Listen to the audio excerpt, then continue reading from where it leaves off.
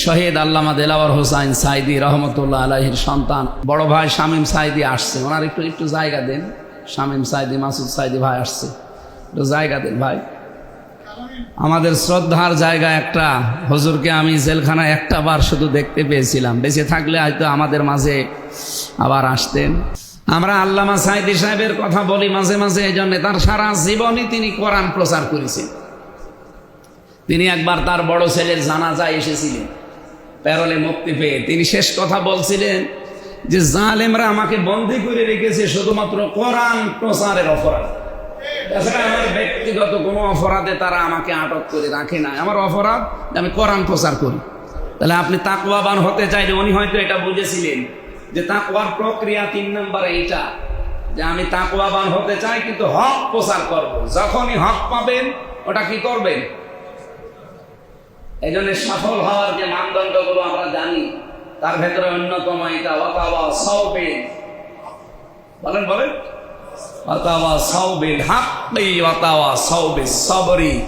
হে নবী, আপনি হকের উপদেশ দেন পরস্পরকে। তাহলে আমরা যারা এই কাজে আছি, একে অন্যকে হক কথা বলি, হকের প্রচার করি, তারা মনে করবেন আমি তাকওয়ার 3 নাম্বার ধাপে আছি। 4 নাম্বারটা কি? প্রচার করলেই হবে না, হকের ওপরে দৃঢ় থাকা লাগবে। এটা যে কত কঠিন কাজ আমরা অনেকে টের না পেলেও লোকমান আলাইহিস সালাম টের পেয়েছিলেন। হযরত লোকমান তার সন্তানকে বলেছিলেন, ওয়া'মুর আহলাকা বিস-সালাতি ওয়াসতাবির আলাইহা লা নাসআলুকা ইয়া বুনাইয়া আকিমিস সালাত ওয়া'মুর বিল মা'রুফ ওয়ানহা আনিল মুনকার ওয়াসবির আলা মা সাবা ইন্না যালিকা মিন আজমিল উমুর।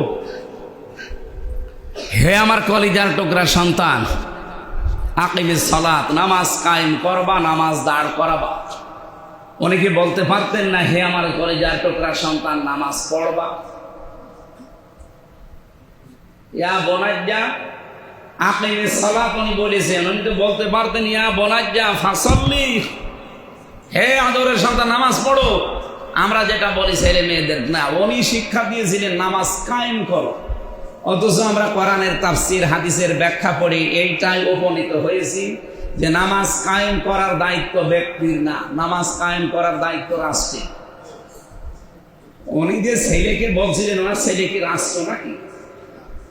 ছেলেকে কথা বললেন কেন? বলতে পারতেন যে ছেলে নামাজ পড়ো, বললেন নামাজ কায়েম করো। উনি এই জন্যে বলেছিলেন নামাজ কায়েম করো। আমরা আজ অনেকে ভুল বুঝি, নামাজ পড়ার কথা বললে সবাই রাজি আছে, কিন্তু নামাজ কায়েমের কথা যে ব্যাখ্যা করে তখন বলে এটা রাজনীতি হয়ে যাচ্ছে, এটা দুনিয়ার কাজ। এটা দুনিয়ার কাজ হয় কি করে? আল্লাহ তাআলা বলেন, আল্লাযীনা ইম্মাক্কান্নাহুম ফিল আরদি আকামুস সালাহ। আমি যদি জমিনে আমার ইমানদার বান্দাদেরকে শাসন ক্ষমতা দেই, তারা প্রথম কাজই করবে সংসদ অধিবেশনে, প্রথম অধিবেশনে তারা নামাজের বিল পাস করবে। বাংলাদেশে সেই সময় যদি আমাদেরকে আল্লাহ এনে দেয়, 300 এমপি সামনে নির্বাচিত হবে না? হবে না? এর ভেতরে যদি 151 জন আমরা এমন মানুষকে পাঠাতে পারি যারা কোরআন বুকে নিয়ে সংসদে যাবে, যেমন আল্লামা সাইদি গিয়েছিলেন, মতিয়ার রহমান নিজামী সাহেব গিয়েছিলেন, হামিদুর রহমান আজাদ গিয়েছিলেন, অধ্যাপক মুজিবুর রহমান গিয়েছিলেন। এইরকম মানুষ যদি 300-র ভেতরে 151 জন এই কোরআন বুকের ভেতরে নিয়ে যেতে পারে সংসদে, প্রথম অধিবেশনে যদি বলে মাননীয় স্পিকার আমরা নামাজের বিল চাই, উনি যদি বলে হ্যাঁ হাত তোলেন, এখন 300-র ভেতরে 151 জন যদি সত্যি হাত তোলে, ওই দিনই কিন্তু হ্যাঁ জয়যুক্ত হয়ে বিলটা পাস হয়ে যাবে। আর পরের দিন কি আর আমির হামজা ডক্টর হাবিবের ওয়াজ করা লাগবে? ভাই নামাজ পড়ো। নামাজ না পড়লে পেছনে গোপালগঞ্জের মতো লাল হয়ে যাবে। লাল হয়ে গিয়েছিল না, এরকম লাল করে দিল। আপনি বাধ্য হবেন নামাজ পড়তে। আমি 16 সালে একবার বাস্তবতা দেখেছিলাম। এক লোক নামাজ না পড়ে ওই যে কাবা শরীফ থেকে কয়েক কিলো দূরে আমি বেড়াতে গেছি, আমরা 4-5 জন নামাজ পড়ে নিলাম। উনি দেখি নামাজ না পড়ে বসে আছে। হঠাৎ করে একটা গাড়ি থেকে সাদা পোশাকে বিশাল জব্বা গায়ে দিয়ে, পাগড়ি মাথায় দিয়ে, উপরে ওই যে বেড়ি দেওয়া, উনি নামবে। আমি মনে করছি কোনো হুজুর মুসুর হবে। ও আল্লাহ, উনি প্রশাসনের বড় কর্মকর্তা। ওই মতোয়া নাকি বলে নাম কেন, উনি আসার পরে ওই লোকটাকে ডাক দিল, ডাক দিয়ে বলছে, মানে জিজ্ঞাসা করছে তুই কোন জাতি, মুসলমান নাকি অন্য কিছু? আমি মুসলমান। মুসলমান, এই যে নামাজের সময় পার হয়ে গেল, নামাজ না পড়ি, এখানে জামাত শেষ হয়ে গেল। ওই লোকটাকে আমাদের সামনে, আমরা 4-5 জন ছিলাম, আমাদের সামনে ধরে বলছে এখানে তো অজু করার কিছু নেই, তাইমম কর। তাইমম করিয়ে ওই মরুভূমির ভেতরে কি গরম, পা রাখা যায় না, সেজদা দিয়ে পড়ে থাক, তো নামাজ পড়া থাকবে না, সেজদা দিয়ে পড়ে থাক। যতক্ষণ আমি গাড়ি নিয়ে দাঁড়িয়ে আছি এখানে, অত গাড়ির ভেতরে এসি নিয়ে বসে আছে, আর ওরে মরুভূমির ভেতরে কতক্ষণ দাঁড় করিয়ে দিচ্ছে সেজদা দিয়ে। যদি এরকম 151 জন যে নামাজের বিলটা পাশ করতে পারে, এই দেশে 18 কোটি মানুষ আর ওয়াজ শোনা লাগবে না, একবারেই তারপরের দিন নামাজি হয়ে যাবে। কি কথা বুঝতেছেন? আর নামাজি যদি হয়ে যায়, আপনি যদি একটা ভোট দিয়েছিলেন একটা এমপি বানাতে, 3.5 লাখ ভোটের ভেতরে আপনার একটা ভোট ছিল, আপনার একটা ভোট পেয়ে লোকটা যেহেতু সংসদে যেতে পেরেছে, এরপরে উনি নামাজের বিলের পক্ষে কথা বলতে পেরেছে, 18 কোটি মানুষ নামাজ পড়লে যা হবে, ওই দিন থেকে আপনার এই একটা ভোটের কারণে 18 কোটি মানুষের নামাজের সওয়াব পেয়ে যাবে। এইরকম সওয়াবের কাজ আপনি কয়দিন ধরে করবেন? সারা জীবন আর কয় ওয়াক্ত নামাজ পড়তে পারবেন? এজন্য এমন এমন কাজ সামনে করা লাগবে, এক কাজ করব যেন 18 কোটি মানুষের নামাজের সওয়াব পাওয়া যায়। এটা তো রাজনীতি নাকি? যারা এগুলো করবে না তারা এটাকে রাজনীতি বলে, তারা এটাকে ধর্ম ব্যবসা বলে, তারা বলে যে এটা উলট পালট কাজ। তারা জানে যে আমরা গেলে তো এই বিল জীবনও আনবো না, কিন্তু আমরা চাই না। আমরা হক তালাশ করছি, হক শুধু তালাশ না, হক কবুল করে নিয়েছি। 3 নম্বরে হক আমি প্রচার করছি, 4 নম্বরের ধাপে পর্যায়ে আছি আমি। তাকওয়ার কয়টা ধাপ বললাম? 6টার ভেতরে 4 নম্বরে আমি দৃঢ় থাকতে চাই হকের উপরে। লোকমান আলাইহিস সালাম তার সন্তানকে বলেছিলেন, নামাজ কায়েম করবা, সৎ কাজে আদেশ করবা, অসৎ কাজে নিষেধ করবা। আর এই কাজগুলো করতে গেলে বিপদ আপদ আসবে। অসবির আলা মা সাবাক, যখন বিপদ আপদ আসবে ধৈর্য ধারণ করবা। ইন্না যালিকা মিন আজমিল উমুর, যাত্রার কাজ না, সৎ সাহসের কাজ। এই জন্য বাংলাদেশে সবাই এ কাজে আসবে না। যাদের ভেতরে সত্যি এরকম সৎ সাহস পয়দা হবে এই রমজানে, তাদের ভেতরে এগুলো অবশ্যই তৈরি হয়ে যাবে। আল্লাহ আমাদের ভেতরে যেন তৈরি করেন। 5 নম্বরে শুধু হকের ওপরে দৃঢ় থাকলে হবে না, হক কায়েম করা লাগবে।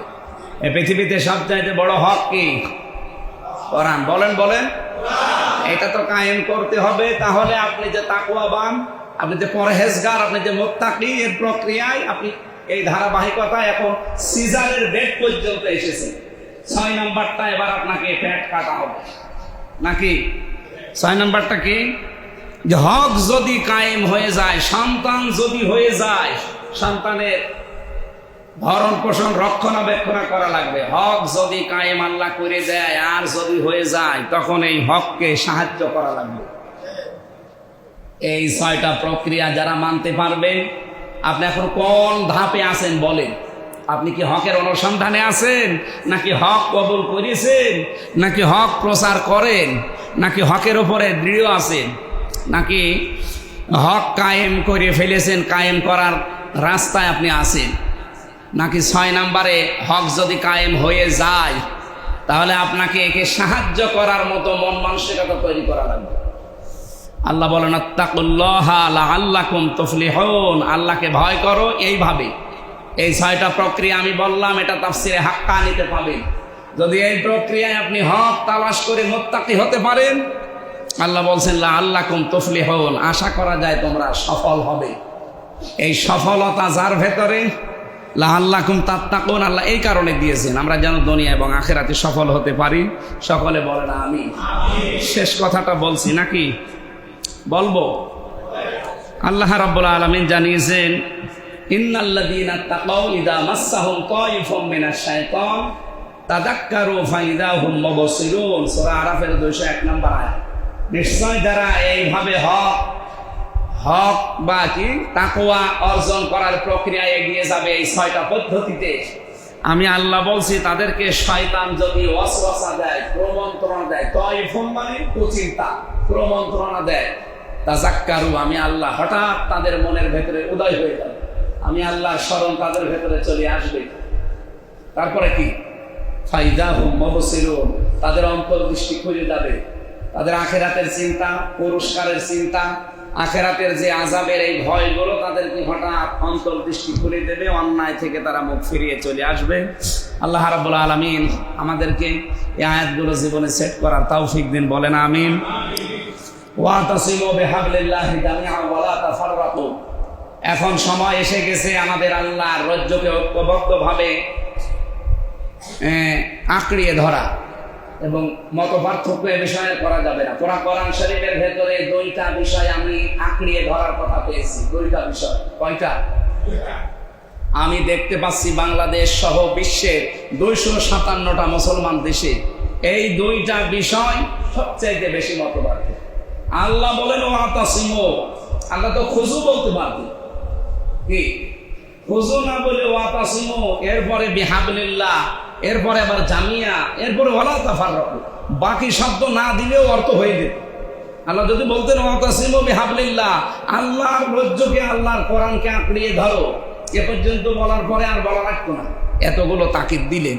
তারপর আবার ওয়াতাসিম, ইতিসাম বা ইফতিআল থেকে গুরুত্বপূর্ণ একটা শব্দ, যারা আরবি গ্রামার বোঝে, বাপ বোঝে, এর চাইতে কঠিন এবং মারাত্মক শব্দ কোরআনে আর নেই। মানে এটা বাংলা অর্থ বোঝাতে বলা হয়, এই যে মারের যে দাঁত আছে না, আমি সামনের দাঁত দিয়ে যদি কোনো সুতা এইভাবে ধরি, টান দেবেন, হয় সুতা ছিঁড়ে যাবে, না বেরিয়ে ছিঁড়ে আসবে।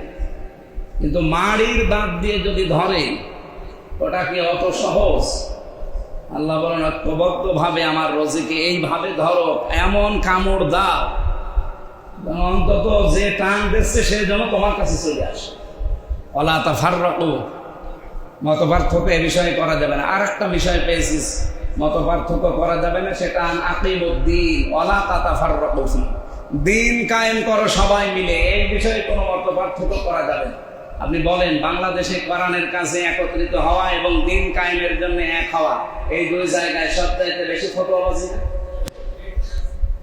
লা ঈমানা ওয়া তাসলিমা, আল্লাহুম্মা সাল্লি আলা মুহাম্মাদ ওয়া আলিহি ওয়া সাহবিহি ওয়া বারিক ওয়া সাল্লিম। আলহামদুলিল্লাহ, প্রশংসা আদায় করছে আমাদের মালিকের, যিনি পবিত্র রমজানুল মোবারকের প্রথম জমায় আজানের সাথে সাথে যে পৃথিবীর সর্বশ্রেষ্ঠ জায়গা মসজিদ, সর্বনিকৃষ্ট জায়গা বাজার, সবচাইতে নিকৃষ্ট জায়গা থেকে উৎকৃষ্ট জায়গায় আসার তৌফিক দিয়েছেন খুবই তাড়াতাড়ি। আমরা অনেকের আগে অলরেডি চলে এসেছি, খুশি হয়ে বলছি আলহামদুলিল্লাহ। দরুদ আর সালাম পাঠ করছি আমাদের নবী মুহাম্মদুর রাসূলুল্লাহ সাল্লাল্লাহু আলাইহি ওয়াসাল্লামের প্রতি। সম্মানিত মুসল্লি ইকরাম, যেহেতু একটা বছর পরে মাস আসে, একটা উদ্দেশ্য নিয়ে আসে, এরকম ঝামেলা করে কেন বারবার?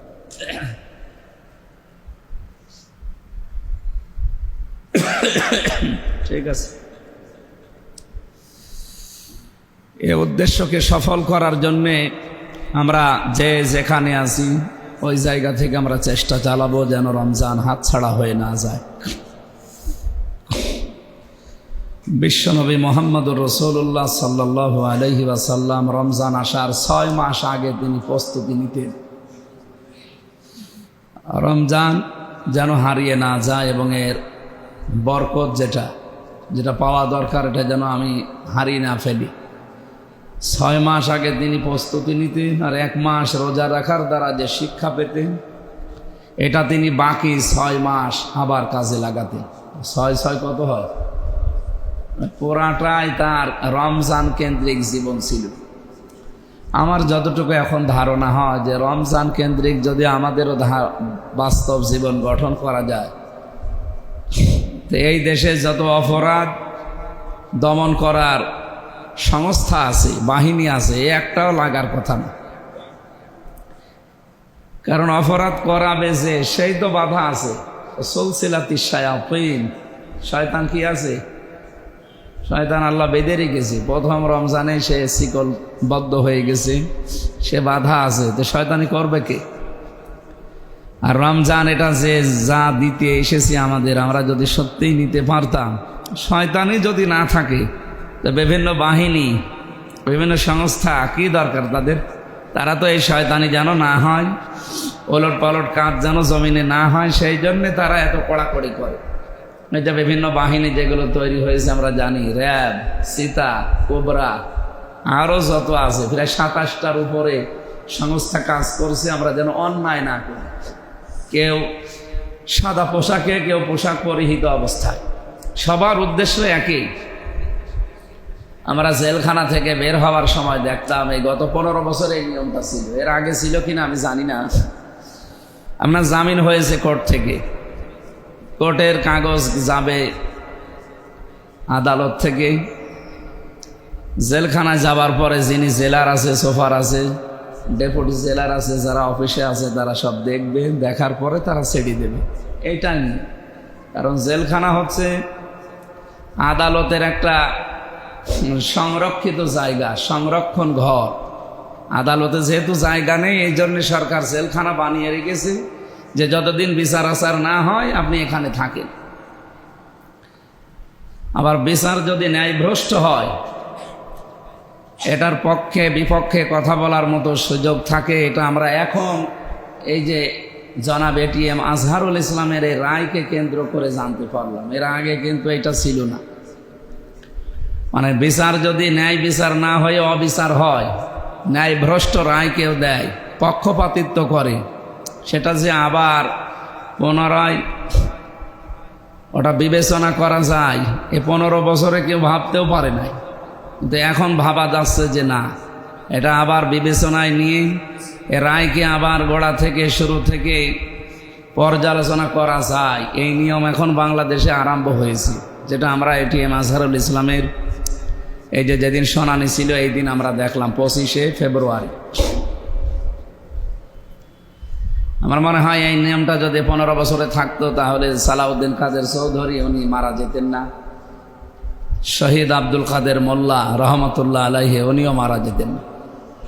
যদিও আল্লাহ তাদেরকে শাহাদাতের মর্যাদা দিয়েছেন, তাদের সারা জীবনের দোয়া ছিল, আল্লাহুম্মা ইন্নী আসআলুকা শাহাদাতান ফি সাবিলিক, এ আল্লাহ আমাকে যদি মরণ তুমি দাও, এই শাহাদতের মরণ দিও। এ রমজান মোবারক এসেছে আমাদের ইবাদতের জন্য, এর ভেতরে শ্রেষ্ঠ ইবাদত এই রমজানের 17 রমজান আমরা জানি, এরপরে মক্কা বিজয়ের যে ঘটনা আমরা জানি, এর ভেতরে আমরা দেখি রমজানের রোজা ছেড়ে দিয়ে শাহাদতের নেশায় সাহাবায়ে কেরাম হককে প্রতিষ্ঠা করার জন্য তারা কি প্রাণপণ চেষ্টা চালিয়েছে, জীবন পর্যন্ত উৎসর্গ করে। 14 জন সাহাবী অলরেডি এই রমজানে শহীদ হয়ে গেছে। বদরের যুদ্ধে আমরা জানি না 14 জন সাহাবী শহীদ হয়েছিল, 14 জন আটক হয়েছিল কাফেররা, 70 জন তারা মারা গিয়েছিল, বাকিগুলো পালিয়েছে। রমজানুল মোবারক যদি শুধু আপনার সুবহানাল্লাহ পড়ার জন্যে আর সেহরি আর ইফতার করার জন্যে আসে, 17 রমজান নবীজি বলতেন রোজা ভেঙে ফেলো, আজকে রোজা রাখা লাগবে না, পরবর্তীতে দরকার হয় করে দেওয়া যাবে। এখন ইসলামকে টিকিয়ে রাখার সময় এসে গেছে। আজকে যদি আমরা শরীরে, আমাদের বডিতে, মাজায় যদি শক্তি না থাকে, সাহস না থাকে আমাদের মনে, শারীরিক শক্তি তো লাগবে, সাহস থাকলেই হবে না, শক্তিও লাগবে। এগুলো যদি না থাকে, আজকে যদি পরাজিত হয়ে যায়, তো ইসলামও পরাজিত হয়ে যাবে। এই জন্য রমজানের রোজা উনি ছেড়ে দিয়েছেন, শুধু নিজে না, সবাইকে ছাড়িয়েছেন। মক্কা বিজয়ের দিনও, এমনকি হুদায়বিয়ার সন্ধির দিন আমরা জানি তিনি রোজা ভাঙিয়েছিলেন সাহাবায়ে কেরামকে। সবাই এই এহরামের কাপড় পরিহিত অবস্থায় ছিল, তারপরও সবাইকে বলেছিলেন যে না, পোশাক খুলে ফেলো, রমজানের রোজা ভেঙে ফেলো, পরবর্তীতে আবার করা যাবে।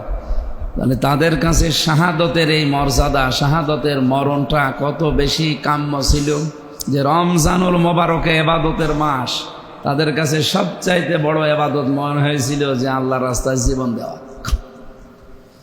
তো ওনারা যেহেতু সারা জীবনই দোয়া করতেন, আল্লাহুম্মা ইন্নী আসআলুকা শাহাদাতান ফি সাবিলিক, হে আল্লাহ আমি তোমার কাছে শাহাদতের মরণ চাই। আমরা জানি আল্লামা দেলাওয়ার হোসাইন সাইদি রহমতুল্লাহ আলাইহি সারা জীবন উনি এই দোয়া করতেন। আমি তো প্রায় মাহফিলগুলোতে শেষে এই দোয়া পড়তো যে আল্লাহ তুমি আমাকে শাহাদতের মরণ দিও। এই জন্য 13টা বছর থাকার পরও কিন্তু তার জেলে মৃত্যু হয়নি, শাহাদতের মরণই আল্লাহ তাকে দিয়েছে। আর আমরা দোয়া করি আল্লাহ যেন তাদেরকে এই যে ন্যায়ভ্রষ্ট রায়ের মাধ্যমে যে মানুষগুলোকে দুনিয়া থেকে বিদায় করে দেওয়া হলো, তাদেরকে যেন শাহাদতের সর্বোচ্চ মাকাম দান করেন। এটিএম আজহারুল ইসলামের এই পরবর্তীতে তার যে রিভিউ শুনানি, এটা মঞ্জুর হওয়ার পরে আমরা এখন পৃথিবীর মানুষ জানতে পারছি যে এটা পুরাটা বানোয়াট ছিল। হয়তো একজনে আক্রোশ ছিল, রাগ ছিল এই কারণে, নয়তো এতদিনে নিয়মটা থাকলে একজনেরও অন্তত দুনিয়া ছেড়ে এখন যাওয়া লাগতো না। আর ওনারা যদি এখন বেঁচে থাকতেন, ইসলামের কাজ অনেক দূর এগিয়ে যেত। কারণ তাদের যে ইখলাস, তাদের যে তাওয়াক্কুল, আমরা ওই পর্যায়ে পৌঁছাতে আমাদের অনেক সময় লাগবে। আমার কথা বুঝতেছেন? সম্মানিত মুসল্লি ইকরাম, আমরা রমজানুল মোবারকে কিন্তু এসেই পড়েছি। আল্লাহ রাব্বুল আলামিন রোজা রাখা অবস্থায় কিছু কাজ করণীয় দিয়েছেন, কিছু কাজ বর্জনীয় দিয়েছেন।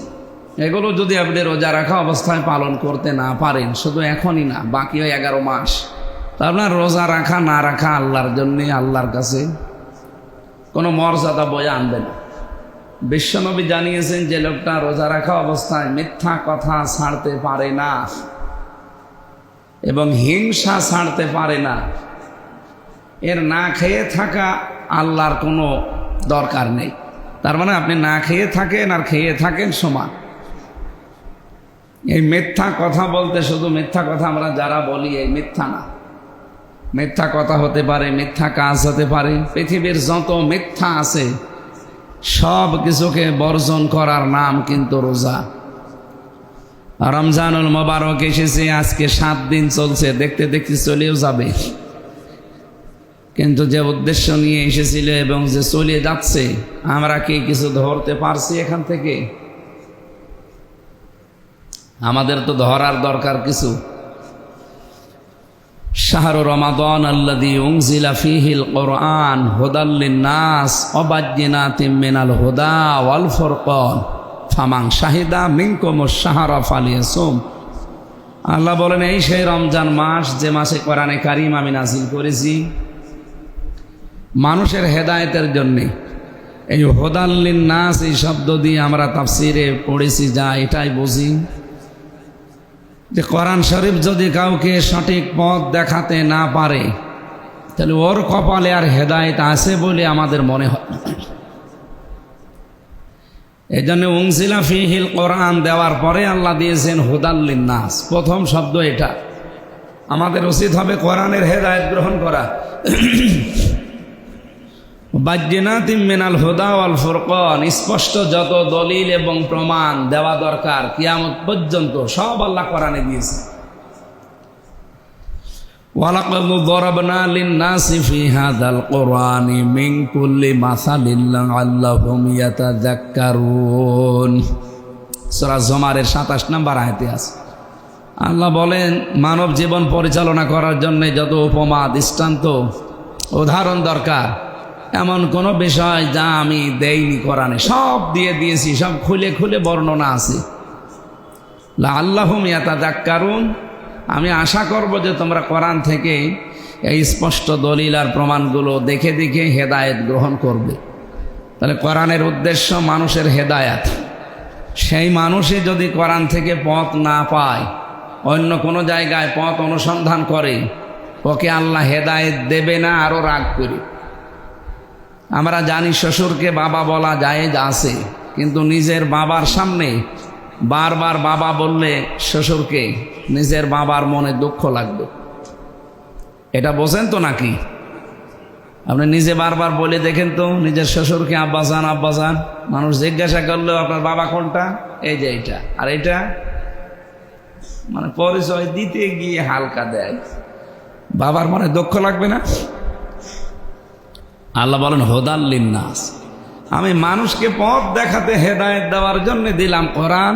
বাজ্জিনাতিম মিনাল হুদা ওয়াল ফুরকান, দুইবার এই শব্দটা আল্লাহ দিলেন কেন? একটা মাসদার হিসাবে, একটা এসএম হিসাবে। আল্লাহ তাআলা বলেন আমি তো কোরআনে কারিমকে মানুষের জন্য হেদায়েতের বাণী পাঠিয়েছি এবং এর ভেতরে স্পষ্ট দলিল প্রমাণ সব খোলা খোলা বর্ণনা করা আছে। তিবিয়ানাল লিকুল্লি শাই, এমন কোনো জিনিস নেই যার খোলাখুলি বর্ণনা নেই। মেয়েদের মাসে শরীর খারাপ হয় 3 দিন 5 দিন 7 দিন, এই কথাও কোরআনে আছে। এটা কি বলার মতো কথা? আরে কি দরকার কি? তারপরও আল্লাহ উল্লেখ করতে ছাড়েন নাই। ওয়ায়াসালুনাকা আনিল মাহিদ কুল হুয়া আযান ফাতাজিলুন নিসা ফিল মাহিদ। হে নবী, আপনাকে যদি ওরা জিজ্ঞাসা করে যে হায়েজ কি, আপনি বলেন এটা কষ্টদায়ক এবং অস্বস্তিকর একটা বিষয়। মেয়েদের এই একটা পারিবারিক বিষয়, গোপন বিষয়, সেগুলো আল্লাহ কোরআনে উল্লেখ করতে বাকি রাখেন নাই। এমন কি জিনিস থাকতে পারে যেটা বাকি রাখতে পারে? কোনো জিনিসই বাকি নেই। আপনি যে কোনো সমস্যার সমাধান নিয়ে আসবেন, আসল তথ্যটা এখানে পাবেন। হ্যাঁ, ব্যাখ্যা করার জন্য হয়তো হাদিস লাগবে। 2 নম্বরে অল ফুরকান, ফুরকান শব্দের কয়েকটা অর্থ আছে। এর 1 নম্বর অর্থ হচ্ছে সত্য মিথ্যার পার্থক্যকারী। সুতরাং কোরআনে কারিম পাওয়ার পর রমজানুল মোবারকে কেউ যদি সত্য মিথ্যা পার্থক্য করে বাকি জীবন চালাতে না পারে, ওর জীবন ব্যর্থ। 2 নম্বরে ফুরকান মানে সংবিধান।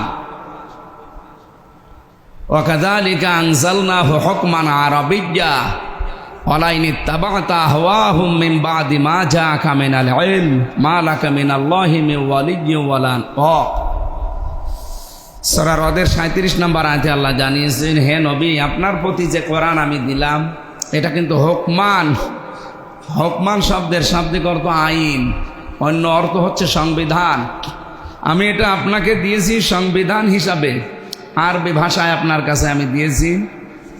এরপরেও যদি আপনি দুনিয়ার কোনো মানুষের অনুসরণ করার জন্য অন্য কোনো নিয়ম নীতি অবলম্বন করার জন্য ছুটে চলে যান, আমি আল্লাহ বলছি আপনাকে হেদায়েত দেওয়ার মতো কিন্তু কোনো পথ আর থাকবে না।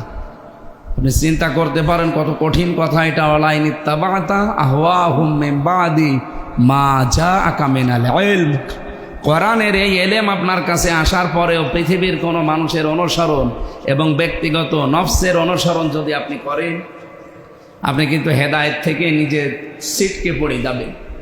নবীজিকে যদি আল্লাহ এই কথা বলতে পারে, আমরা তো কোথাকার কে?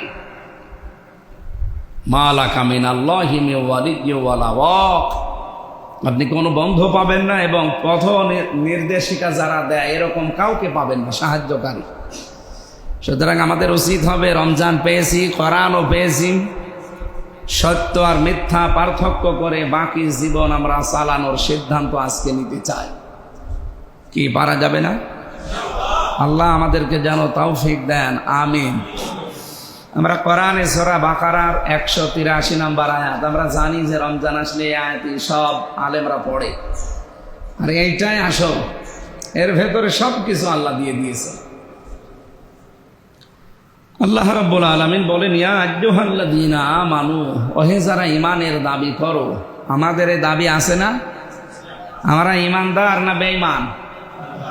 বলেন বলেন। বিশ্বনবী যদি এখন বেঁচে থাকতেন, আরে মগবাজারে এই 8 দিন হাসপাতাল জামে মসজিদে যদি আসতেন, উনি যে কাজ কারবারগুলো করতেন সারাদিনে, আপনি যদি ওই কাজ কারবারগুলো করেন তাহলে আপনি নবীর উম্মত, ঈমানদার। উনি যা করেছি আপনাদের এখানে আসার পর, আমি আবার বলছি, যদি উনি বেঁচে থাকতেন আর এই মগবাজার 8 দিন হাসপাতালে যদি আসতেন, সারাদিন আমাদের সাথে চলাফেরা করছেন, ওঠা বসা করছে, থাকছে, উনি যা যা করতেন ওইটা যারা করবে তারা তার উম্মত, ঈমানদার। যারা তার বাইরে কাজ করবে তারা তার উম্মত না, ঈমানদার। না, ওই জামানায় আমাদের যদি জন্ম হতো তাহলে হয় আমরা আবু জেহেল আবু লাহাবের সাথে থাকতাম, অথবা আবু বকর ওমরের সাথে থাকতাম। এর বাইরে আর কিছু আছে? যেহেতু এখন আপনাদের সে ১,৫০০ বছর আগে আমি ফিরিয়ে নিয়ে যেতে পারছি না, আর সম্ভব না।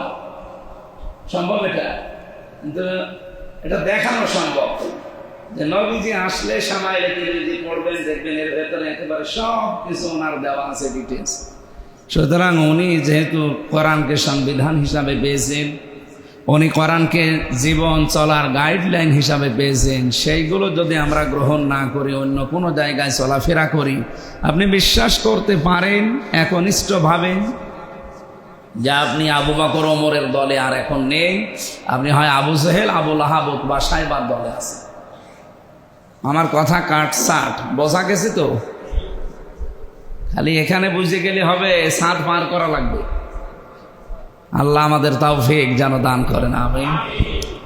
ঈমানদারকে ডাক দিয়ে আল্লাহ জানিয়েছেন কুতিবা আলাইকুমুস সিয়াম, আমি রমজানের রোজা তোমাদের উপরে লিখে দিলাম। আল্লাহ এখানে ফরজুন শব্দ দিতে পারতেন, ফরিদা, কুতিবা দিলেন কেন? আমি এই যে এই হাসপাতালের যে চত্বরটা আছে, মনে করেন এই 5 বিঘা জমি আপনাকে ডক্টর হাবিব ভাইকে বললাম যে ভাই আপনাকে আমি দিয়ে দিলাম, এ কথার কোনো দাম আছে? উনি বললে আপনি দিয়ে দিলেন আর হয়ে গেল।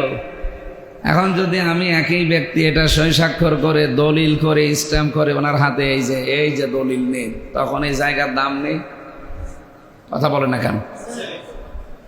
মানুষ তো আমি একই, আগে খালি মুখ দিয়ে বলেছিলাম, পরেরটা বলেছি লিখে স্বাক্ষর করে দলিল করে দিয়েছি স্ট্যাম্প করে।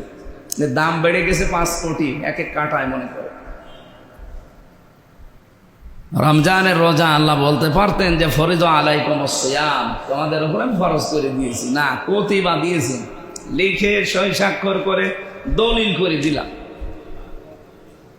শুধু তোমাদের উপরে না, কামা কুতিবা আলাল্লাযীনা মিন ক্বাবলিকুম, তোমাদের পূর্বে দুনিয়ায় যারা এসেছিল প্রত্যেকের উপরে এটা ফরজ ছিল।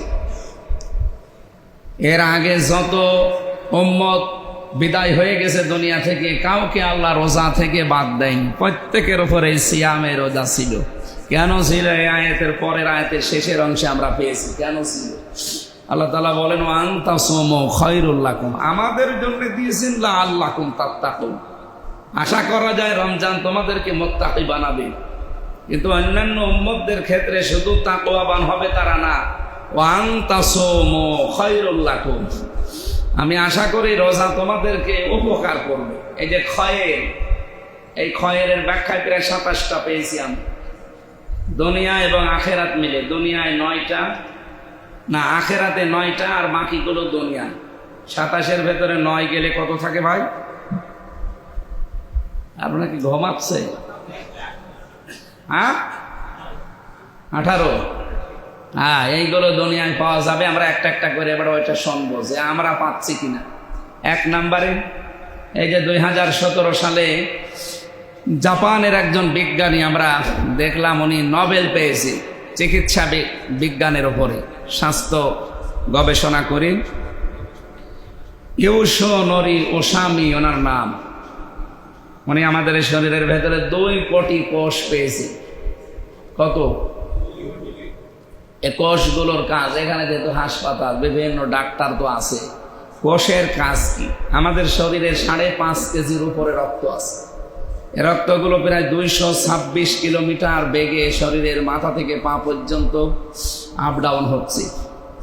এগুলো রিফাইন করে 2টা গুরুত্বপূর্ণ এবং মারাত্মক রোগ থেকে বাঁচানোর জন্য এই কোষগুলো গুরুত্বপূর্ণ ভূমিকা পালন করে।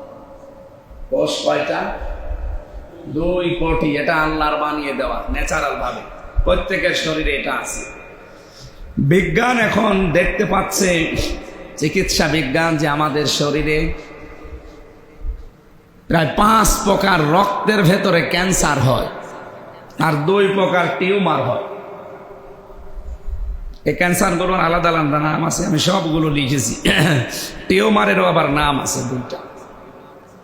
এখন উনি চিন্তা করলেন যে এই শরীরের ভেতরে যে আলাদা কিছু কোষ নতুন নতুন তৈরি হচ্ছে, এই যে আগাছা পরগাছা বা অতিরিক্ত, এইগুলো কি করা যায়?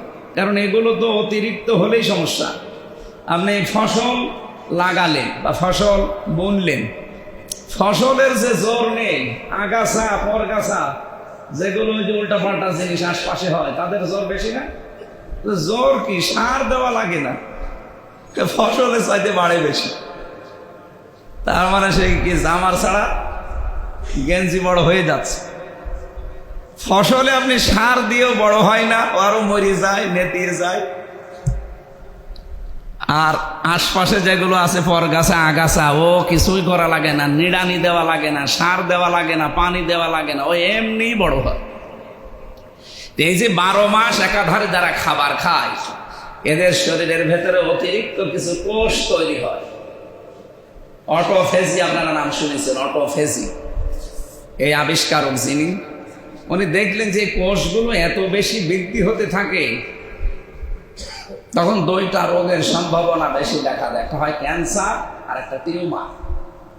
এই 2টা রোগ থেকে তো মানুষকে বাঁচানো লাগবে। ওনারা তো আর খেলা দেখতে মানে নোবেল প্রাইজ দেয়নি, অবশ্যই তার গবেষণায় কিছু পেয়েছে। উনি চিন্তা করলেন এটা নষ্ট করা যায় কি করে।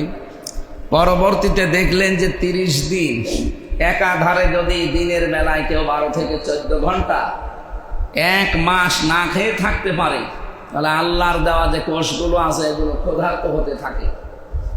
এরা তখন খাবার পায় না। এখন আসল কোষের তো খাবার দরকার, কারণ রক্ত রিফাইন করছে তারা। সেই কোষই যেহেতু খাবার পাচ্ছে না, তখন ওই আশপাশে যে অতিরিক্ত পরগাছা আগাছা অতিরিক্ত কোষ, ওইটা একটা একটা করে খাওয়া আরম্ভ করে। এই 30 দিনে পোড়াটা খেয়ে সাভার করে আমাদের শরীরকে আবার ওই রিফাইন করে আগের মতো বানিয়ে দেয়। উনি ভেবেছিলেন যে এটা বিশ্বের কোনো ধর্মীয় গ্রন্থে পাওয়া যায় কিনা। 4500 ধর্মগ্রন্থ আছে দুনিয়ায়। কত?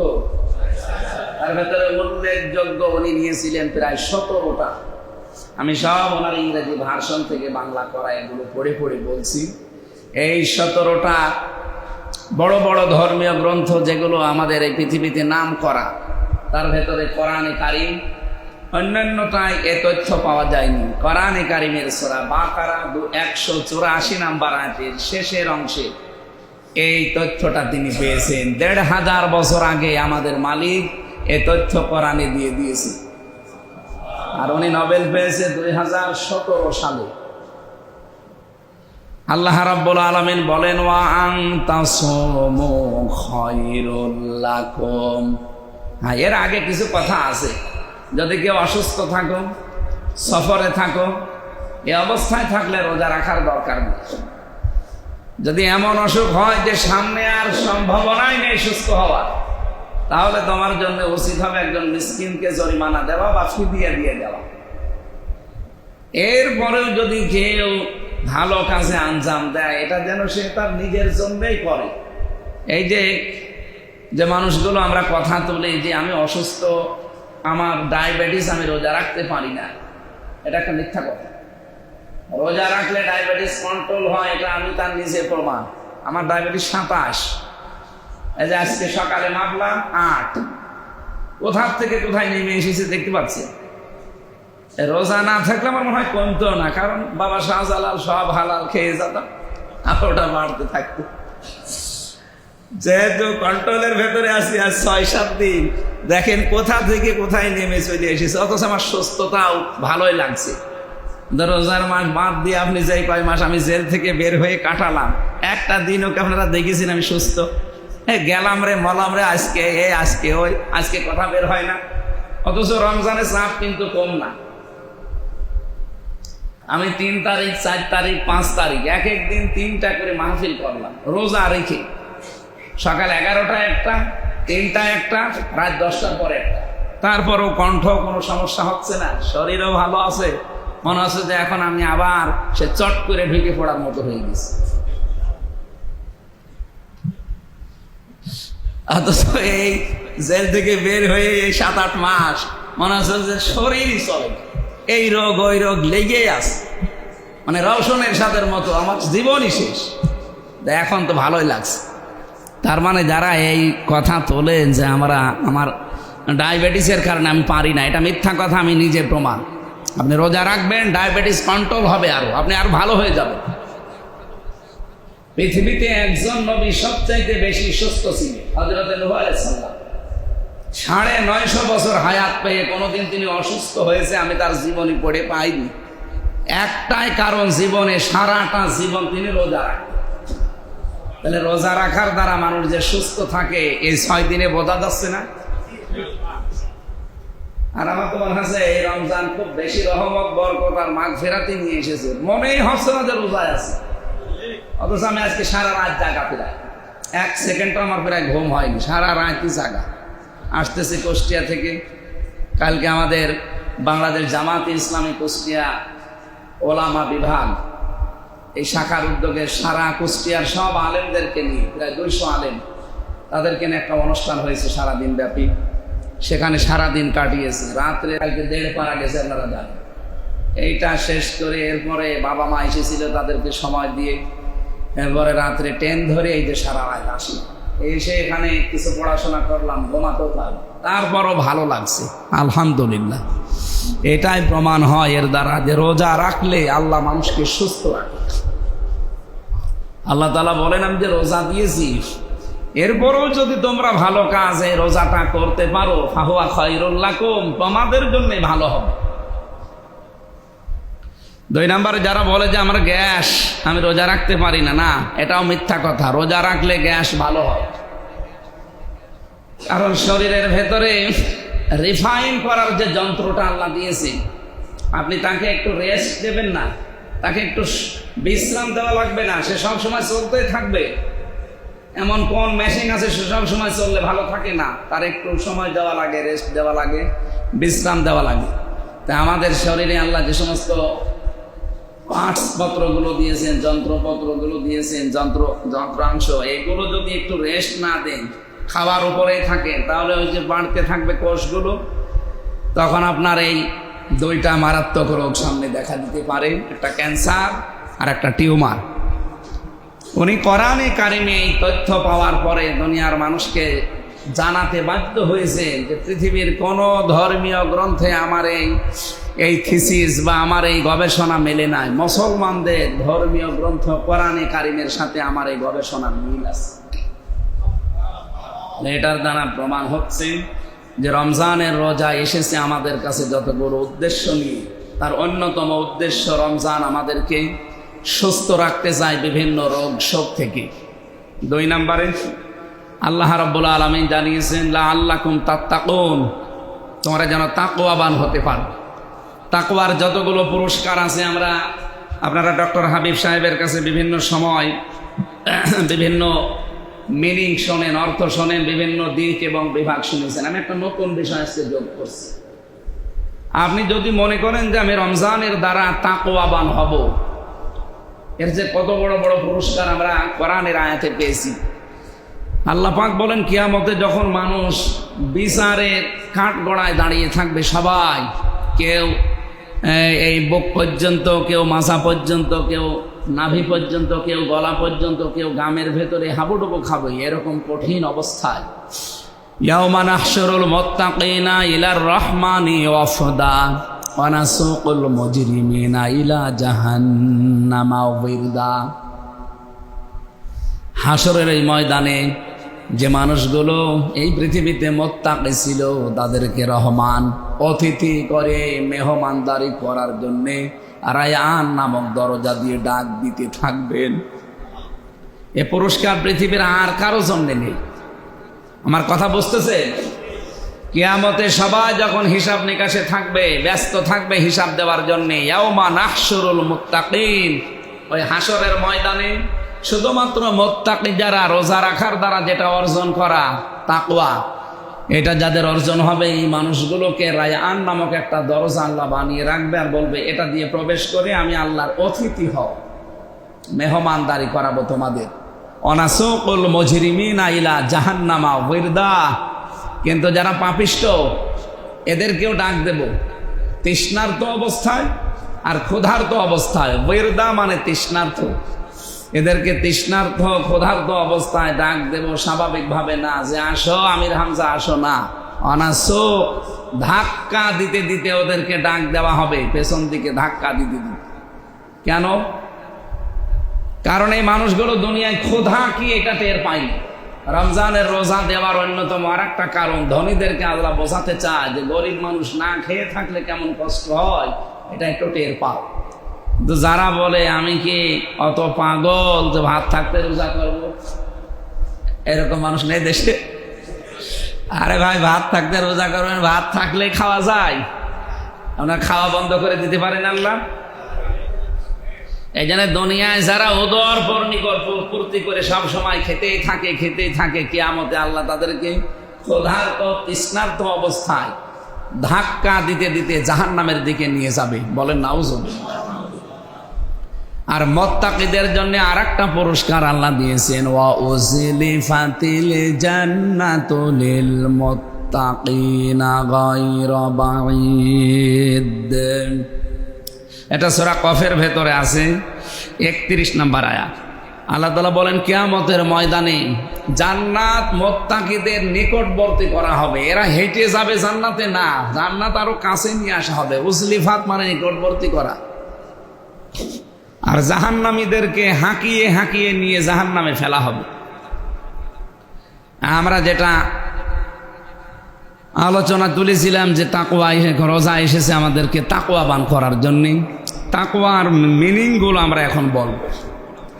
কেউ যদি তাকওয়া অর্জনের প্রক্রিয়া জানতে চায় যে কি প্রক্রিয়ায় তাকওয়া অর্জন করতে হয়, মানব জীবনে তাকওয়া একটা গুরুত্বপূর্ণ উপাদান আমাদের আছে কিনা, আমি যে 6টা বলবো, আমি এটা তাফসীর থেকে তুলেছি। এই 6টা বিষয়ের ওপর আপনারা মিলাবেন যে আমরা তাকওয়ার প্রক্রিয়ায় যাচ্ছি নাকি মন মতো তাকওয়া অর্জন করছি। আমাদের বাংলাদেশ, ভারত আর পাকিস্তানে তো আমরা তাকওয়াবান মন মতো, আন্দাজে মনে হচ্ছে যে বিশাল বুজুর্গ হয়ে গেছি আমরা, অথচ তাকওয়ার ধারে কাছে নেই। তাকওয়া আসতে হলে একটা সিস্টেম আছে। আপনাকে এই হাসপাতালে যদি চিকিৎসা নিতে হয়, একবারে যে সিজারের জায়গায় শুয়ে পড়লে হবে? সিস্টেম নেই। প্রথমে কাউন্টারে টাকা জমা দেবেন, এরপরে যিনি দায়িত্বে আছে নার্স, তাকে বুঝিয়ে দেওয়া লাগবে, এরপরে ডাক্তার আপনি চয়েস করবেন, 5-6টা থাকে তার ভেতরে একজন, এরপরে আপনি কোন বেডে যাবেন সেই বেডে নিয়ে যাওয়া হবে। এরকম 4-5টা প্রক্রিয়া শেষ করার পরে আপনার বাচ্চা আসবে দুনিয়ায়। তাকওয়াবান হতে হলে প্রক্রিয়া কয়টা বললাম? 6টা। আমরা দেখি আমরা এই প্রক্রিয়ায় আগাচ্ছি কিনা। 1 নম্বরে কেউ যদি তাকওয়া অনুসন্ধান করতে চায়, তাকওয়া বান হতে চায়, তার প্রথম প্রক্রিয়া হবে সে যেন হক অনুসন্ধান করে।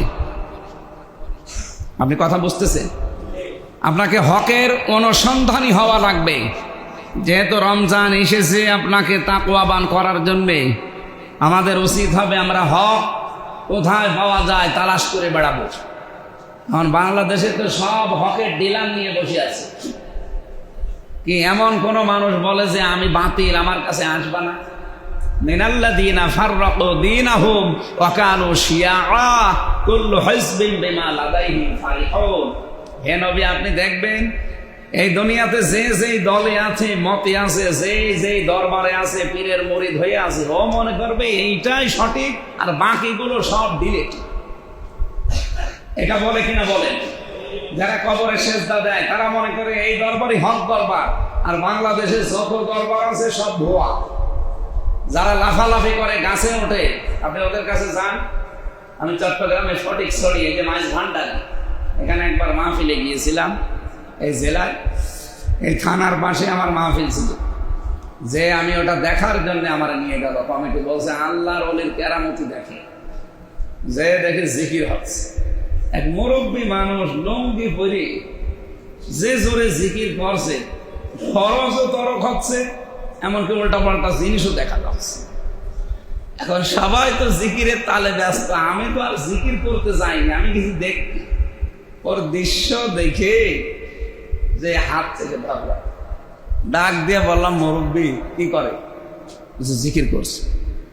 জিকির করছেন, আপনার কি ফরজ ঠিক আছে? আপনি যে এক ফরজ আদায় করতে গেলে আসল ফরজ উল্টিয়ে চলে যাচ্ছে। জিকির করবেন, করেন, এত লাফান কেন? আমারে বলছে যে এত লাফিয়েও তো টেনশনে আছি জান্নাত পাবো কিনা। তুমি বসে বসে জান্নাত পাবা, যদি জান্নাত পেতে চাও আমার সাথে লাফাও। ও ওই দরবারের নিয়ম মেনে চলে আর মনে করে আমার এই দরবারে আসল দরবার, যত লাফাবো তত তাড়াতাড়ি জান্নাত পাবো। এটা কি ইসলামের কোন প্রক্রিয়া? বলে হক আপনাকে অনুসন্ধান করা লাগবে, তালাশ করা লাগবে। এটা তাকওয়াবান হওয়ার প্রথম প্রক্রিয়া। আপনি কি তালাশ করেন? এদেশে এখন রাজনৈতিক দল প্রায় ৭৩টার উপরে। নবীজি বলেছিলেন কুল্লু উম্মতি ইয়াদখুলুনা নার, প্রত্যেকটা উম্মত আমার জাহান্নামে যাবে, শুধু একটা দল জান্নাতে যাবে, মা আনা আলাইহি ওয়া সাহাবী, যারা আমি নবী এবং আমার সাহাবীদের সাথে আছে। আমি প্রথমেই বললাম না, যদি নবী বেঁচে থাকতেন আর এখানে আসতেন, হয় আপনি নবীর দলে না আবু জেহেলের দলে। আর কোন দল ছিল? নবীর দলে আপনি আছেন, বুঝতেন কি করে? যেহেতু ১৫০০ বছর আগে আপনাকে আমি নিয়ে যেতে পারি না। এটা বোঝার জন্য পদ্ধতি হচ্ছে এই যে নবীর সাথে সারাদিন সারা রাত চলাফেরা করে আপনি দেখবেন যে উনি কি কি করেন। ওটা যদি করেন আপনি নবীর উম্মত, ইমানদার। যদি ওটা না করেন আপনি বাইরে যেটা আছে, হয় আবু জেহেল, আবুল আহাব বাসায় বার দলে আছে। নবী এখন থাকা লাগবে না, শুধু এই প্রক্রিয়াটা দেখলে আপনি বুঝতে পারছেন যে আপনি আসলে ইমানদার আছেন, নবীর উম্মত আছেন কিনা, নাকি আবু জেহেল, আবুল আহাবের দলে চলে গেলেন। আল্লাহ আমাদেরকে বোঝার তৌফিক দাও, বলেন আমিন। হক তালাশ করা লাগবে ভাই। আপনি তাকওয়াবান হতে চান, তাকওয়া অর্জন করতে চান, কিন্তু হক তালাশ করেন না, না হবে না। যত দল থাকে থাক, কোনো অসুবিধা নেই। মগবাজার এই বাজারে গেলে যদি আপনি দেখেন যে ১০ জন মাছ নিয়ে বসে আছে, আপনি মাছ দেখে শুনে কিনবেন না, নাকি পচাটা নিয়ে চলে আসবেন? পচাটা নিয়ে চলে আসবেন, বাড়ি আসলে আপনি ঢুকতে পারবেন? গেট থেকে আপনাকে গালিগালা শুরু করবে, আরো বলবে টাকাগুলো পানিতে ফেলে আসলে। এটা মাছ কিনতে যে যদি 10 দোকান দেখে এক দোকান থেকে নেওয়া যায়, বাংলাদেশে ৭২, ৭৩ কেন ৭৩,০০০ দল হলেও কোনো অসুবিধা নেই। অবশ্যই এর ভেতরে একটা হক দল আছে, যারা মা আনা আলাইহি ওয়া সাহাবী, যারা আমি নবী এবং আমার সাহাবীদের সাথে মিলে জীবন চালায়। আমরা অনেকে মনে করতে পারি নবীর তাহলে তো বড় বড় দাড়ি ছিল, ওনার জব্বা ছিল, ওনার পাগড়ি ছিল, এইরকম যাদের আছে এই হক। নবীর যদি এইগুলো ছিল, আল্লাহ নবীর আর কিছু ছিল না? বিশ্বনবী মুহাম্মদুর রাসূলুল্লাহ সাল্লাল্লাহু আলাইহি সাল্লামের 23 বছরের জিন্দেগিতে আপনি মিলান। তিনি যেমন জব্বা গায়ে দিয়েছেন, পাগড়ি মাথায় দিয়েছেন, দাড়ি রেখেছেন, ঠিক ওই নবী রাষ্ট্র পরিচালনা করেছেন 10 বছর। এইটার কথা বলতে গেলে কিছু মানুষের মন পাওয়া যায় না, বলে না এটা দুনিয়ার কাজ, এটা রাজনীতি। আপনার এটা বলার দরকার কি? আরে ভাই, নবীজি যদি 10 বছর রাষ্ট্র চালাতে পারে। শহীদ আল্লামা দেলাওয়ার হোসাইন সাইদি রহমতুল্লাহ আলাইহির সন্তান বড় ভাই শামীম সাইদি আসছে, ওনার একটু জায়গা দেন। শামীম সাইদি, মাসুদ সাইদি ভাই আসছে, একটু জায়গা দেন ভাই। আমাদের শ্রদ্ধার জায়গা একটা হুজুরকে আমি জেলখানায় একটা বার শুধু দেখতে পেয়েছিলাম, বেঁচে থাকলে হয়তো আমাদের মাঝে আবার আসতেন। শ্রদ্ধাভাজন আমাদের বড় ভাই সাইদি সাহেবের দ্বিতীয় সন্তান শামীম সাইদি ভাই এসেছে। আল্লাহ রাব্বুল আলামিন হায়াতে তাজ্জিবা সিহাতে কুল্লিয়া দান করুন। বসেন, ঠিক আছে বসেন, নামাজের পরে আমরা কথা বলবো ইনশাআল্লাহ। আমার ভাইরা, তাহলে তাকওয়া অর্জন করতে হলে শুধুমাত্র বড় বড় দাড়ি রাখা, জব্বা গায়ে দেওয়া, জিকির করা, আমি এগুলো খারাপ বলছি না, ছোট ভাবছি না, এগুলো বড় কাজ। কিন্তু আমাদের হক অনুসন্ধানের মন তৈরি করা লাগবে যে হক কোথায় পাওয়া যায়। যদি এই অনুসন্ধানে আপনি থাকতে পারেন তাহলে আপনি তাকওয়ার প্রক্রিয়ায় আছেন। 2 নম্বরে, হক যদি পেয়ে যান অনুসন্ধান করে, আপনি হককে কবুল করবেন, স্বীকার করবেন, গ্রহণ করবেন। এই মন মানসিকতা আজ আমাদের নেই। ইব্রাহিম আলাইহিস সালাম তিনি হক খুঁজছিলেন, সত্য খুঁজছিলেন। প্রথমে খুঁজতে খুঁজতে দেখলেন একটা চন্দ্র, তারকা, সূর্য। বললেন এইটাই আমার রব, হাজা আকবার, এইটাই আমার বড় রব। পরবর্তীতে দেখলেন যখন যে তারকাও ডুবে যায়, চন্দ্রও ডুবে যায়, সূর্যও ডুবে যায়, বলেন না, যেগুলো ডুবে যায় এগুলো আমার প্রভু হতে পারে না। ইন্নী ওয়াজ্জাহতু ওয়াজহিয়া লিল্লাযী ফাতারাস সামাওয়াতি ওয়াল আরদা হানিফা ওয়া মা আনা মিনাল মুশরিকিন। আমি আমার এই চেহারাকে একনিষ্ঠভাবে ওই আল্লাহর দিকে ঘুরিয়ে দিলাম যিনি আসমান আর জমিনের উদ্ভাবক। আমি একনিষ্ঠভাবে ঘোরালাম। ওয়া মা আনা মিনাল মুশরিকিন, আমি মুশরিক না। তিনি হক সত্য খুঁজে খুঁজে বের করেছিলেন। আর আমাদের এই দেশে বিশেষ করে হক সত্যকে চোখে আঙ্গুল দিয়ে দেখিয়ে দিলেও কবুল করতে চাই। আমি কথা বোঝাতে পেরেছি কিনা বলেন? আপনি যে বলেন আমি তাকওয়াবান হয়ে গেছে, আমি মুত্তাকি বিশাল বুজুর্গ, না, এটা প্রক্রিয়ায় আসা লাগবে। মুত্তাকি হওয়ার প্রক্রিয়া কয়টা? সবাই বলেন। 1 নম্বরে আপনার জীবনে হক সত্য অনুসন্ধানে থাকবেন। আপনি সব সময় অনুসন্ধান করতে থাকবেন, দেখতে থাকবেন হক কোনটা, হক কোনটা। যদি পেয়ে যান, তাকওয়ার দ্বিতীয় প্রক্রিয়া হচ্ছে আপনি সেটা গ্রহণ করে নেবেন। 3 নম্বরে হক যদি গ্রহণ করেই ফেলেন যে এটাই হক, তাহলে আপনি এই হককে প্রচার করবেন। এটা তো কঠিন। বিশ্বনবী মুহাম্মদ রাসূলুল্লাহর উপরে আল্লাহ যে হক কিতাব দিয়েছিলেন, এর উপরে আমাদের কোনো সন্দেহ আছে? আল্লাহ পাক বলেন, ইয়া আইয়ুহার রাসূল বাল্লিগ মা উনজিলা ইলাইকা মির রাব্বিক ওয়া ইল্লাম তাফআল ফামা বাল্লাগতা রিসালাতা আল্লাহু ইয়াসিমুকা মিনান নাস ইলা আখিরি আয়াহ। সূরা মায়েদার 57 নাম কি 67 নাম্বার আয়াতে আছে, হে রাসূল আপনি প্রচার করেন আপনার রব আপনাকে যে হক কিতাব দিয়েছেন, কোরআন যে হক, আর বলা লাগবে আপনাদের সামনে? আমরা সবাই জানি হক। তাহলে এইটা প্রচার করার দায়িত্ব, এটা তাকওয়াবান হওয়ার 3 নাম্বার প্রক্রিয়া। নবীজিকে আল্লাহ বলতে বলেন যে নবী আপনি বলেন, কুল হাদিহি সাবিলি আদউ ইলাল্লাহ আলা বাসীরাতিন আনা ওয়া মানিত্তাবাআনি ইলা আখিরি আয়াহ। এটা সূরা ইউসুফের 108 নম্বর আয়াতে আছে। হে নবী আপনি বলেন যে এইটাই আমার পথ, আমি যে মানুষের কাছে প্রচার করি আল্লাহর কথা, কোরআনের কথা, এইটাই আমার পথ। কোরআন প্রচার করা এইটাই আমার কি? এইটা আপনি যদি তাকওয়াবান হতে চান, মুত্তাকি হতে চান, পরহেজগার হতে চান, এটা প্রক্রিয়ায় আগানো লাগবে। আমি বললাম না এখানে সিজার করতে হলে আগে কাউন্টারে টাকা দেবেন, এরপরে নার্সের কাছে বুঝে নেবেন, রসিদ নিয়ে ধরিয়ে দেবেন কাউন্টারে, আবার আর এক জায়গায় উনি বুঝে আপনাকে আর একটা কাগজ দেবে, ডাক্তার সিলেক্ট করবেন, এরপরে আপনাকে ওখানে নিয়ে সিজার করা হবে। প্রক্রিয়া 5-6টা পার করা লাগে না? আপনি তাকওয়াবান হবেন আন্দাজে জুব্বা গায়ে দিয়ে পাগড়ি মাথায় দিয়ে মনে করলাম আমি বিশাল তাকওয়াবান হয়ে গেছি, না। এই তাকওয়ার এই অনুসন্ধানে আসা লাগবে। এই প্রক্রিয়ায় আপনি সব সময় হক সত্য অনুসন্ধানে থাকবেন। 2 নম্বরে যদি পেয়ে যান গ্রহণ করে নেবেন ইব্রাহিম আলাইহিস সালামের মতো। 3 নম্বরে এটা যখনই পাবেন তখন থেকেই প্রচার আরম্ভ হবে। বাল্লিগু আন্নি ওয়ালাউ আয়া, একটা বাক্য যদি তোমার জানা থাকে পৌঁছিয়ে দাও মানুষের কাছে। সুতরাং এটা আমাদের উচিত হবে তাকওয়ার এই প্রক্রিয়ায় হককে আমরা যেন প্রচার করতে পারি। নবী আপনি বলুন এইটাই আমার পথ। আমি যে মানুষকে আল্লাহর দিকে ডাকি, আল্লাহর কথা প্রচার করি, আমি আন্দাজে করি না, আলা বাসীরাতিন, আমি দেখে শুনে ডাকি, বুঝে শুনে ডাকি। আনা ওয়া মানিত্তাবাআনি, এটা শুধু আমার কাজ না, আমার অনুসারী যারা কিয়ামত পর্যন্ত তাদের একই কাজ। এই দায়িত্বটা পালন করতে যে আজ আমরা অনেকে জীবনের ঝুঁকি নেই। আমরা আল্লামা সাঈদী সাহেবের কথা বলি মাঝে মাঝে, এই জন্য তার সারা জীবনই তিনি কোরআন প্রচার করেছেন। তিনি একবার তার বড় ছেলের জানাজায় এসেছিলেন, প্যারোলে মুক্তি পেয়ে। তিনি শেষ কথা বলছিলেন যে জালেমরা আমাকে বন্দী করে রেখেছে শুধুমাত্র কোরআন প্রচারের অপরাধ, তাছাড়া আমার ব্যক্তিগত কোনো অপরাধে তারা আমাকে আটক করে রাখে না। আমার অপরাধ আমি কোরআন প্রচার করি।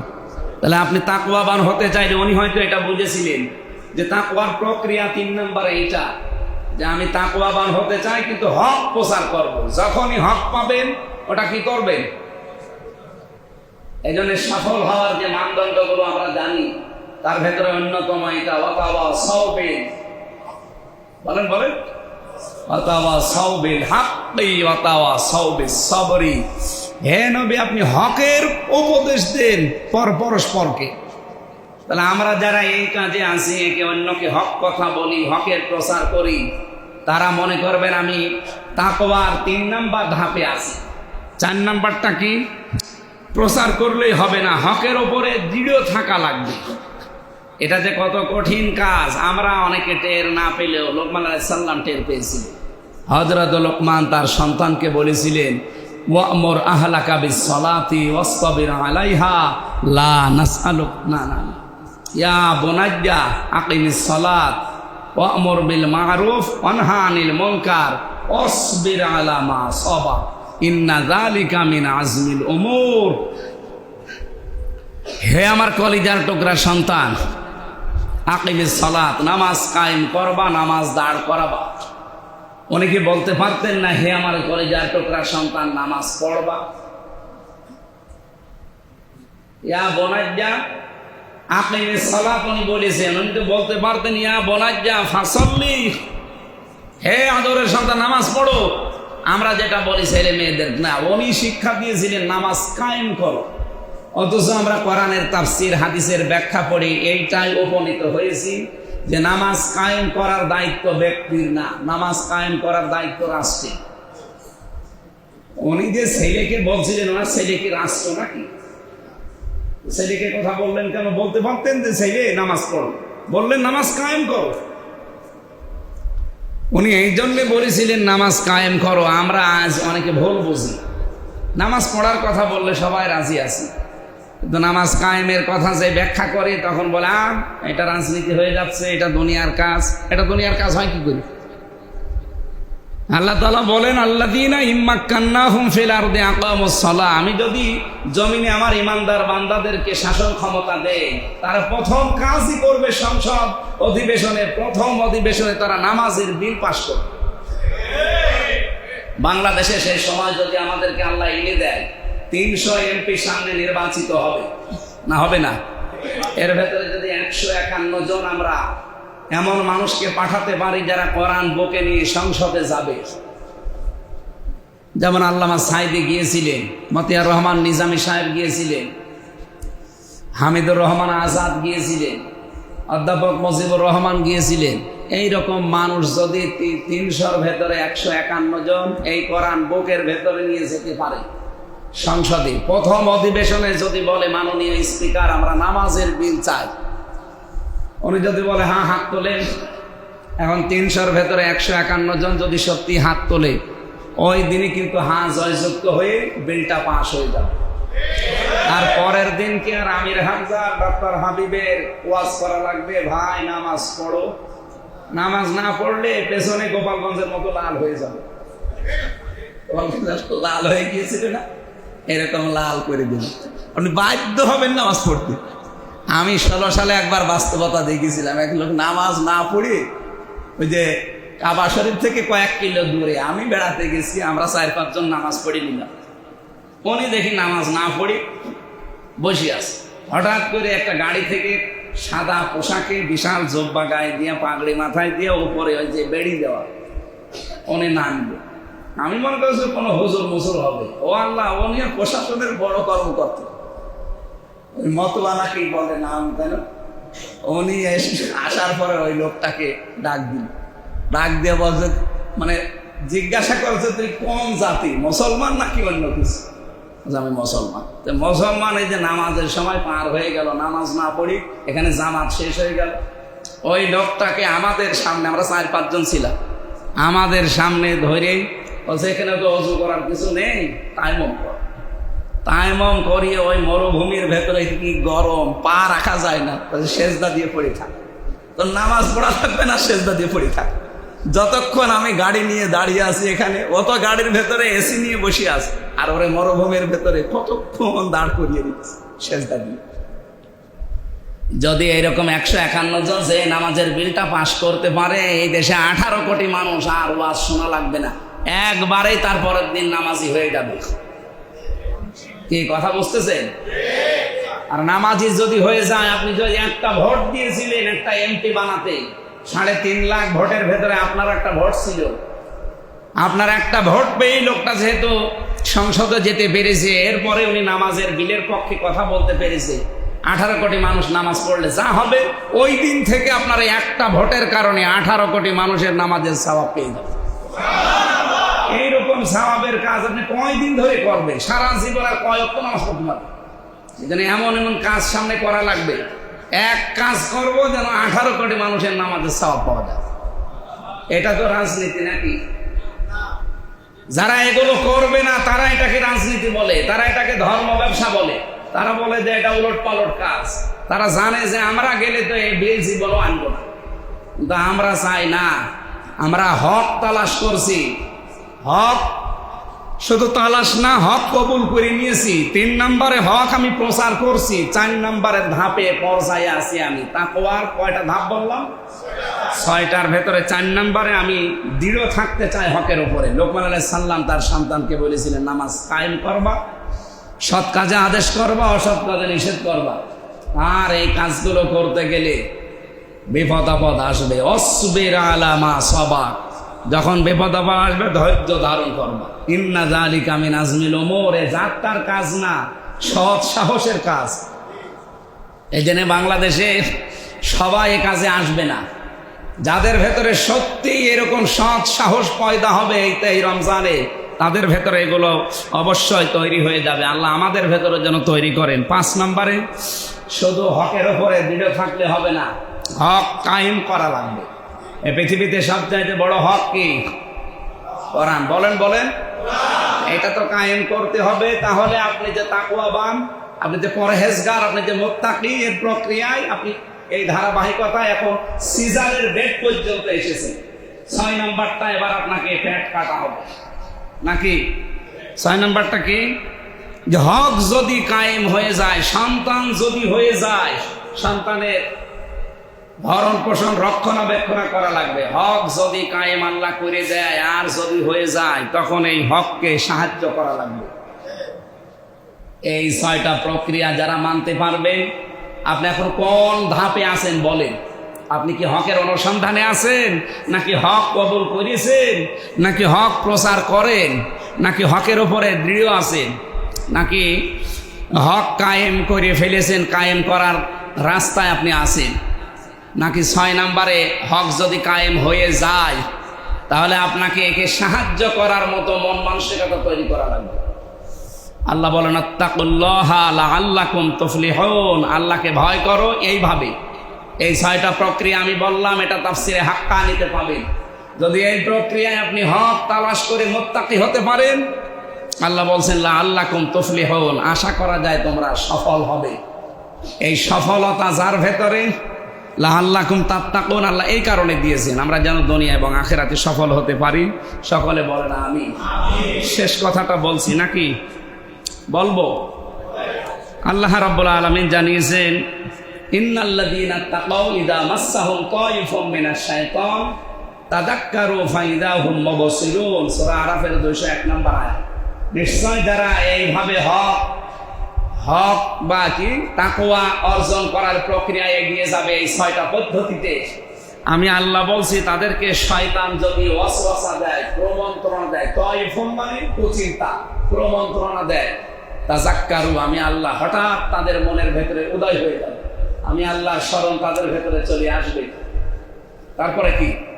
ফাইযা হুম মুবসিরুন, তাদের অন্তর্দৃষ্টি খুলে যাবে, তাদের আখিরাতের চিন্তা, পুরস্কারের চিন্তা, আখিরাতের যে আযাবের এই ভয়গুলো তাদেরকে হঠাৎ অন্তর্দৃষ্টি খুলে দেবে, অন্যায় থেকে তারা মুখ ফিরিয়ে চলে আসবে। আল্লাহ রাব্বুল আলামিন আমাদেরকে এই আয়াতগুলো জীবনে সেট করার তৌফিক দিন। বলেন আমিন। ওয়াতাসিমু বিহাবলিল্লাহি জামিআন ওয়া লা তাফাররাকু। এখন সময় এসে গেছে আমাদের আল্লাহর রজ্জুকে ঐক্যবদ্ধভাবে আঁকড়িয়ে ধরা, এবং মত পার্থক্য এ বিষয়ে করা যাবে না।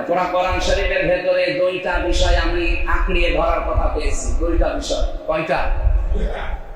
আমি দেখতে পাচ্ছি বাংলাদেশ সহ বিশ্বের 257টা মুসলমান দেশে এই 2টা বিষয় সবচাইতে বেশি মতপার্থক্য। আল্লাহ বলেন ওয়াতাসিমু, আল্লাহ তো খুজু বলতে পারতেন, কি খুজু না বলে ওয়াতাসিমু, এরপরে বিহাবলিল্লাহ, এরপরে আবার জামিয়া, এরপরে ওয়ালা তাফাররাকু, বাকি শব্দ না দিলেও অর্থ হয়ে যেত।